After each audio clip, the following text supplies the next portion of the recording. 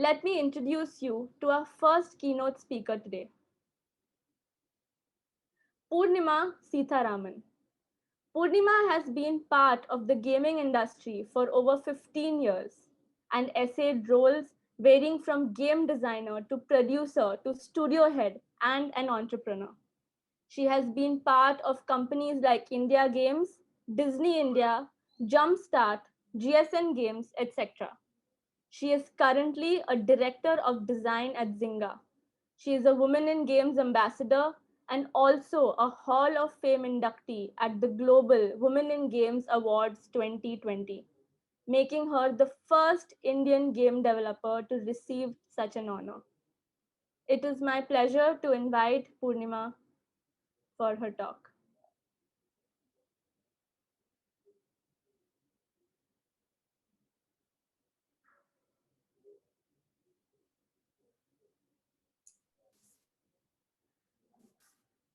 Hi, Hey Poornima. guys, thank you. So Over to glad you. to be here. Thanks for the lovely introduction, Mahek. So without further ado, let's just kickstart the keynote.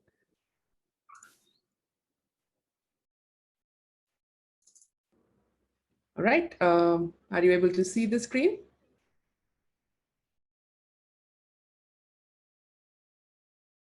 Are we good to Yes, go? Cool. yes. Right. Okay. So yeah, so today's topic and in theme with what we are trying to do today is games for good. And that's what we're going to talk about. About me, I think Mehak has already covered that, so I'm not going to get into details. What I would like to say is that while I come from the conventional game development side of things, and not necessarily games for cause, but I would still like to talk about why it is similar and what are the aspects that we touch upon that works in its favor, and how games itself as a medium can come together for creating something wonderful. All right, so video games. So video games are often considered as a source of entertainment, right? And to me, it was always that there could be something more. And this comes from how I got attracted to video games. What I played were traditional conventional games like Age of Empires, Warcraft, and then there was a game called Zeus. And these things, but also tried to challenge me in ways where I started asking about, oh, Greek mythology. I got interested in that. I started looking into the way historical development happened through Age of Empire campaigns. And I also got interested in general storytelling and fiction and fantasy fiction and all of that. And I thought, okay, if games can do that to me, like it's teaching me in some way or the other, right? So it has always been my thing that can we do a little bit more with it, right? And that has always been in my head, and I've tried to work on features like that, and even sometimes even align myself with a few NGOs. We did align with the ECI, which is the election committee, and we along with NID, which is National Institute of Design, we came up with this game called MX Democracy, which is to raise voting awareness in our, early adults. So, and we had worked with an Australian NGO with respect to, it's called Wish for Future. It's about solving real life problems through board games. People come together as a community and try to find solutions. So these things, I feel, the aspect of what games can bring, you can actually expand it to whatever you want. Now, and also for me, this is something I keep saying every time, is that for me, game experiences can be compared with dreams. And they're all different from one another. Even if we are actually dreaming the same dream, the way we feel about it can be very different. So, point of view, the way it impacts us, what we relate with it, they all change. And largely in games, we often talk about the addiction in games. And as game designers, we often talk about something called the positive feedback loop, which I also call the adrenaline and dopamine effect. The positive feedback loop is fairly straightforward. You're working towards something, you earn some reward in it. That reward will further grant you a power, which helps you do the next task better. And I call this the adrenaline, which is basically you're just pumped up to do something. And then you feel relieved about getting that task done. And that's the dopamine rush. And once that is there, while at that, you are now all geared up for going through it again. And that's a loop we often use in game. As designers, this is one of the important thing that we look at. The other thing is, why do players stay in game, right? And there are multiple reasons for it. So few reasons that we have talked about is fun, growth, mastery, and shared experiences. So they are having fun playing the game. And when I say fun, it's subjective. What can it be? Why they play? Something we'll cover in the next slide. Now, growth is something, they're getting better at it, or they are learning something at it. And then there's mastery. So now you feel like a new challenge that comes up, you're better equipped to do it. And then shared experience. And this can be within the game or can be outside of the game. This is basically where the community comes in. The tribes get together and share their experiences. Now, in game design, there's something called the MDA framework, which is called the mechanics, dynamics, and aesthetics, which is usually aligned with rules, system, and fun. And let's just talk about the aesthetics for now. They talk about so this was created by researchers Unique, LeBlanc, and Zubek. They came up with this framework where they're talking about there are multiple type of aesthetics or reasons or motivations of why people play. And it could be limited to these 8 or a mix of those, or you can extend it, right? It's a kind of an open-ended framework. Now, most of them are self-explanatory, but let's talk about a few of them. When I talk about sensation, often there are emotions at play when there are certain games that we actually play through. Besides just your other senses, there's also something you feel about it, right? And that is helpful. And then there is obviously the make believe component of it, the escapism that is there. And while I will not necessarily cover all of them, you can read through the slide. The escapism is something I want to also focus on a bit more. Escapism works in different ways, right? Now, as kids, we have seen that it's often told them that, games are bad, don't play, don't waste your time. Of course, anything good, even if you take it to a much larger extent, becomes bad. So limits definitely should be there. But oftentimes, have we really wondered, really questioned why they play, and why is it that they want to go back to it and not do something else? Now, that's a question we never ask the kid, never ask them why they want to play, why they get so frustrated if we stop them from playing. And oftentimes they find these tribes in the system, someone who relates with them, someone who is like them, someone they can open up to. And we tend to overlook this when we think of games that's come together. And with that, people try to escape. And that's not limited to just, your pre-teens or tweens, or it comes to adults as well. We sometimes use this, and especially because it's an interactive medium where we feel like we can be someone else. We want to break free from our real life, from our routine life, and something that can help us. And games comes there as a bit of a savior. So escapism is also really important to understand on why this addiction and all of that can happen. If you really understand it, we can actually not get there. The best thing is the flow state that we talk about. That's the ideal state where you feel happy, but you're not addicted in a bad way. Then, of course, the others, definitely we have drama, story, pastime, simple entertainment, nothing else, right? These are, and of course, discovery, all of that comes together as your MDA framework. Now I'm going to go a little deeper into meaning, mechanics and meaning. So have you ever played games where you have just put down your controller or you're like, off your keyboard and mouse and just thought like, wow, that was amazing. Like that affected you in some way, positive, negative, whatever it be, right? So I think those kind of discussions or meanings that the game brings is super, super critical. Now, there might be some conscious choices that you automatically make that may not necessarily register at the time of play. Why did you move right instead of left? These are questions we don't ask. We just play because at that instant, we just wanted to move that direction. And if you take data, which often we do, like there are data of how many times people often land in a Monopoly card, or how often people try to take a right turn when it is a driving game versus a left turn. There is a pattern that gets created, and there will be psychological impacts on why people do that particular thing. Now, now we talk about snake and ladders, for example, right? It's all about chance. There's no skill, there's no strategy per se. So it's like, we are accepting fate and hoping for something better.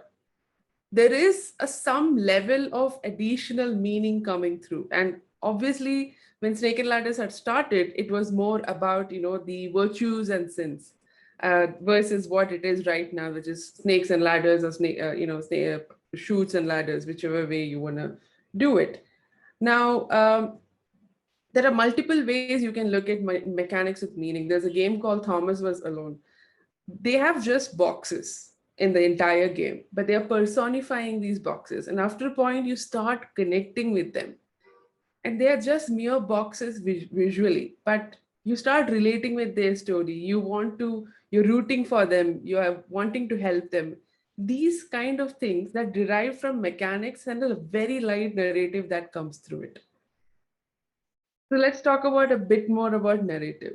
When you're looking at creating a game that's more on the narrative side of things, whether you're making a traditional game or making a game with cost, doesn't matter. What matters is that when you're trying to tell a story that has choices, you make sure that the choices that you include can actually have consequences, that it matters in some way or the other. You provide that kind of attachment that the player feels, either as themselves or as someone they are rooting for or helping out. It can be an association with the protagonist or the antagonist, it doesn't matter. Then there is a moral conundrum, and it's something that's my personal favorite. I love to create story where you put them in that moral conundrum of doing what would you do at this place, and if both choices are not as black and white, if it's completely gray, like then which way would you swing? And that's when we start questioning ourselves, right? Like, what is the way, what would have happened if I did it the other way around? Now these questions are subliminally helping us in subconscious levels to question what would we do if this happens in the real life. So like, another thing is that we have to make sure that the story we are telling is resonating. And how does it resonate? It need not be like 100% game designers or the game makers idea. It can influence people, it's art, and people can take it however the way they want.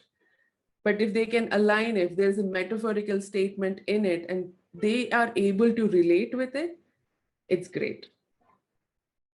Now, why does storytelling and narrative become crucial in games to tell some really important storylines? It's obviously the interactive component, right?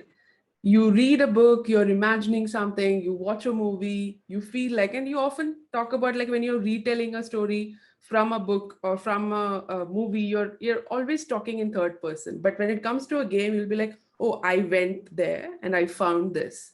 Oh, I played this and I lost, right? So it becomes a lot more personal because of the interactivity component. We start feeling things, and that is extraordinary for this medium, right? Like, and we are only getting better at it with technology, like with virtual reality and all of that. The immersion that games bring is just amazing. And that can actually help us in telling so many different stories.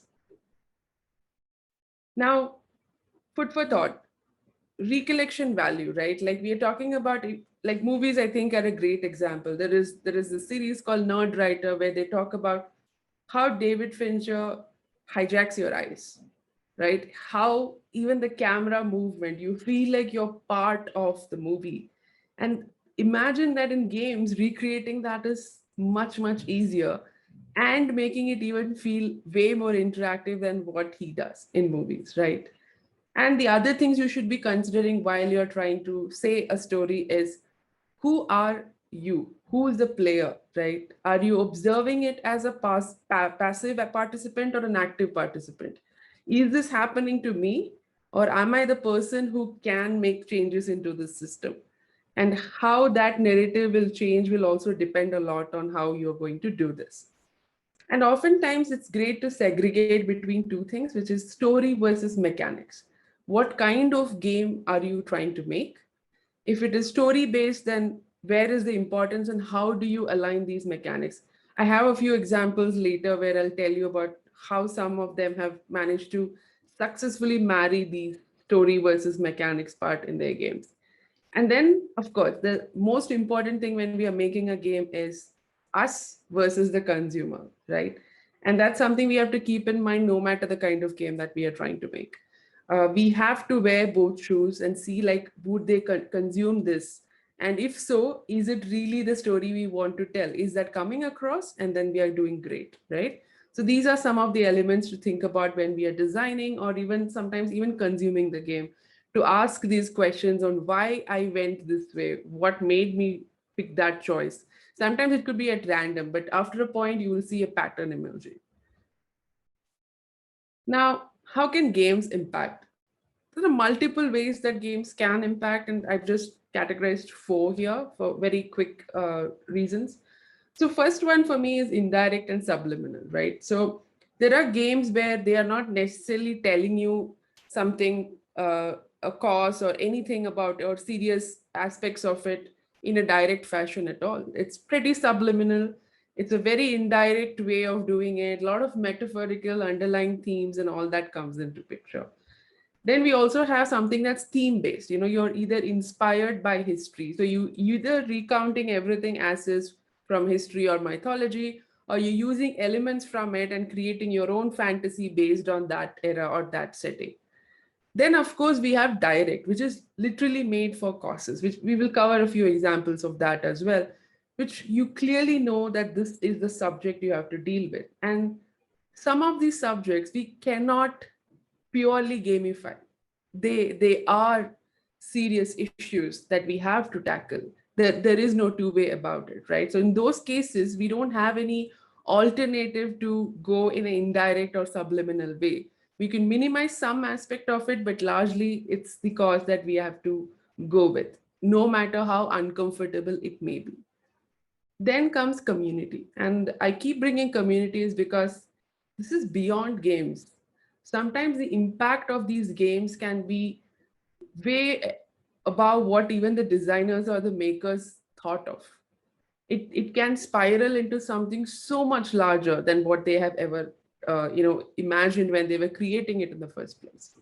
So these are the larger areas where we will cover the game's impact. Now I have a few examples before we wrap this up. Um, so we have games that teach. Quick examples, we have Just Dance, Rocksmith, Wild True Learn talks about machine learning, simple dance moves, how to play the guitar, all of this. These are games. These are gamified elements where you can actually learn all of these aspects, right? These are still taken as traditional games, and it's fun, it's quirky, it's simplified than what it should be when you actually go out and learn, but it's like giving you a small demo of whether you like it or not, and at the comfort of your home. Now, this is a game I'm currently working on, which is FARMVILLE to Country Escape. And one of the very interesting thing that we keep getting, and we have seen this recent times also, this is self-expression, which is one of the aesthetics in MDA framework. In self-expression, you're creating something that's yours, the way you want to decorate it, the way you like certain things arranged, right? We had someone lose their loved one, their son actually, and the farm was something they wanted to retrieve in their system so they can have a memory, an everlasting memory of their son. And these are impacts we don't necessarily think of when we are creating this. But imagine that games can have that kind of power, because that self-expression that he did in this farm is something now the mom can cherish. And there is no way we can predict that kind of behavior. And this is completely community driven. There have been cases where in MMORPGs, people who have been teammates have helped each other from suicide because they were there to talk about it. They were raiding with them, they talked about it, they prevented from something bad happening. They've helped each other. There's so many, because people do come and play games to get out of grief, get out of depression. There's so many things. I have personally used Sims during a bad phase in my life to get out of it. So we all have different approaches we go to, and games can be a huge healing method. There was this game called BIOSHOCK. I had worked on the mobile version for it. So there was this phrase there called "Would you kindly," and it's a spoiler, but it's an old game, so I'm assuming everyone played it. If not, also it's a very interesting thing to know.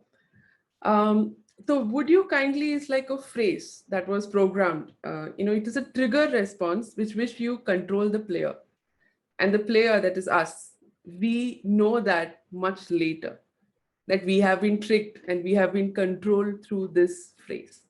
And this is a very important reveal that comes towards the end of the game. So, this moment is a very emotional moment for the player to feel that, oh, someone tricked me throughout this game. Like, I've come this far. The person I thought is my friend is not, he has just been using me. And these kind of things are very, very critical and very lovely way to, this happens in real life too, right? Like, it's a great way to kind of put it in a game and make them feel that emotion. We talked about preserving history and all of that as one of the way we can impact, and Assassin's Creed Unity is a great example. The Notre Dame church, when it burnt down, not only did the game development community come together, but we have this, there were like hours of research and effort put into recreating this in the game. And today this acts as a model that exists, because everything burnt down with respect to what, for the Notre Dame church. To recreate it, we needed a model. So this exists in the game and it's now immortal, right? And people can actually view it here. And now this is very likely being used to help in recreating the church as well. We have this game called Papers, Please, which is a puzzle simulation game. You are essaying the role of an immigration officer, and you see the different characters, and you're going to now have the right to say whether they will get in or not. And they all come with different problems, like cases against them and all of that. So now the decision is on you on how you would navigate this. So you get the power, and yet it is not a great power to have. We have Gris, which is one of my favorite games, where we talk about 5 stages of grief. So where the mechanics, the here I think is one of the great examples of the mechanics matching the story, because here there are moments when the first stage of grief, as of just denial, you cannot wake up, you cannot move, and that's there as part of the mechanic of the game. So it aligns with what they're trying as a story. And then there are areas where you have to channel your anger to actually clear a puzzle. So it's brilliantly married together, and you feel it. And when you want to sing and the voice doesn't come up, and you break down, and these moments, even if you keep aside the simplicity of the game, the beauty of the game, all of that, you just feel amazed. You could cry. I have. It's just amazing to see that, how well this can marry, even in what is considered a traditional, a contemporary game. We have Orwell. Now, Orwell is talks about, the surveillance and privacy concerns that we all face today. It's basically a morally challenging thing. So you get to control, and you are the one deciding it. What would you do if you had the power? So these are games where you are put in this power, and then you are figuring out how will you act on that, right? Then we have My Child Lebensborn. Now this is a story-driven nurture game. Now here you are going to help the child of the enemy in a post-war society. How would you go about it? These are themes that might like make you uncomfortable, but also very important to know. Then another thing is That Dragon Cancer. Now, this is an immersive narrative video game. Here it retells Joel, who's a 4-year-old kid, and his fight against a fatal cancer. And this was made by his parents. And it's an imaginative gameplay of the entire fight of what they went through. And it's just, it explores faith, hope, love, and kind of comforts people who went through it. And from our own country, which is India, we have Missing, which was actually a public awareness campaign by Leena Kejriwal. And she tied up with Satyajit Chakrabarti to make, this was one of the 4 part of the campaign. So they made a game, and this was about sexual exploitation. And so it's basically, what a missing person goes through when they are trafficked into prostitution. So that's what this entire game was about. And that brings us to the end. Games are powerful interactive mediums. And I have always believed that to be true, and they are. Now, how we choose to use it is up to us. So that has always been the case, and that's how we could create social impact and a change in thinking. But how we consume it and take it forward is up to us. So in conclusion, games are good. Thank you.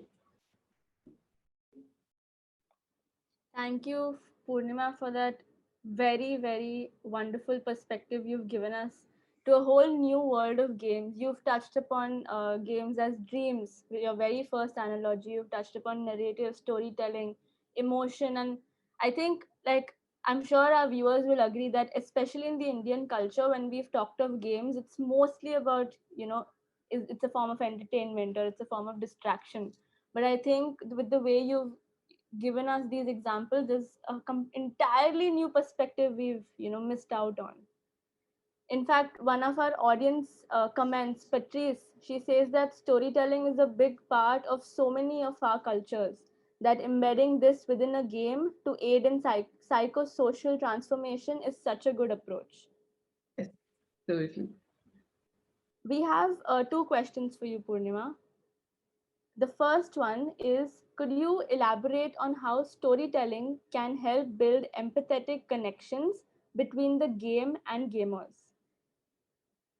Yes, I think so. First and foremost, you have to understand what is the theme of it, and how you are talking about this narrative is also important. So there are multiple ways to approach. One, you can talk about a purely storytelling, choice-based narrative game, and then there are games like Limbo and Inside, but there's no dialogues. Even Gris, for that matter, there are no dialogues. But the story is very clearly communicated through mechanics and emotions that you feel, the struggles that the character goes through. So depending on the approach, it can vary, but the impact that you have to always constantly create is putting them in that conundrum state, right? I think that is important for them to feel, make them feel, what will I do? Like at some point, I'm not able to cross this. And why am I not able to cross this? It's not about my skill. You put them in scenarios where it's not about how good they are with their keyboards or their controllers, but it's just that it just happens. Now there is a amazing visual novel called Hatoful Boyfriend, which on the outlook of it sounds very funny, and it is because it is about you as a girl romancing pigeons in a school of pigeons. Okay, it sounds ridiculous, it sounds quirky, but when you play it, it's brilliant narrative fiction there. And there's also Doki Doki Literature, which is another great visual novel. In these games, on the outset of it, it is very simple, funny story. Oh, you're romancing this guy, you're learning more about them. But each of the endings, like each time you're talking to one person in that in Hatoful Boyfriend or Doki Doki's, it gives you a whole other perspective. There is even a way where you're psychologically controlled and you don't have any control of what you can do. There is literally only those options. So that moment for me in Hatoful Boyfriend was brilliant. I think I did not imagine that coming from a funny, quirky story where they took away my control and I was lost. And I realized how helpless I am and started feeling that too.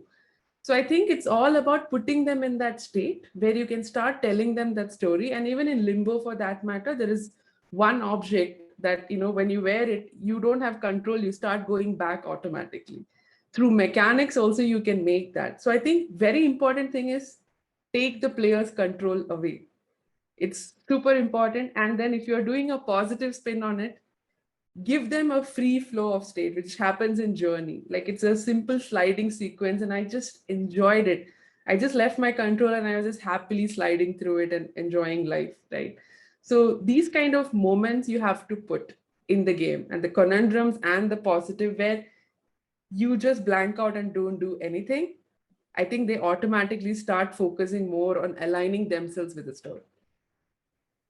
You've put it very beautifully, and I think our game developers who are watching this might just be very interested to try these things out. One last question, Purnima. Uh, how Okay, there's two questions. Okay, so one person asks, blockchain based games are also an upcoming thing. Can you talk more about how decentralization can help tackle the issue of gender equality? Um, the blockchain ones, okay, I may not be the expert there, definitely not. It's still it's picking up, and how we can actually do this better. I know a lot of developers are talking about it. There's the other thing that they talk about is the metaverse aspect of bringing everything together. Now, yeah, so I would say I'm not the particular expert for blockchains or NFT based game development. I'll have to research it myself to know better. So I would not necessarily comment on that. With respect to decentralization, what exactly would you mean? How can you explain it if you understood it better? Sorry. I think that I do not have direct access to the person who asked the question, but I think it relates to the blockchain technical aspects. So I'm assuming it Got will it. be something to do with how the cryptocurrency and the blockchain works, NFTs and all of that.